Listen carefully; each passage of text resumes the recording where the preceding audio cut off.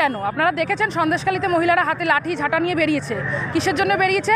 শেখ শাহজাহানকে ঝেঁটিয়ে বার করার জন্য।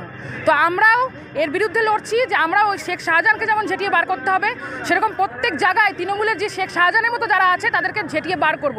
সেই উদ্দেশ্যে আমরা এই ঝাঁটা নিয়ে আজকে যাচ্ছি এসপি অফিস সামনে। এসপি অফিস ঘেরাও করতে, কারণ আগামী বসিরহাটে আপনারা জানেন গত দিন কি হয়েছিল।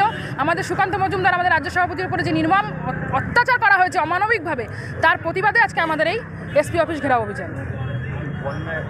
হ্যাঁ, বনগাঁ এসপি অফিস এবং তনিমা সেন, বনগাঁ মহিলা মোর্চা, সাংগঠনিক জেলা মহিলা মোর্চা প্রেসিডেন্ট।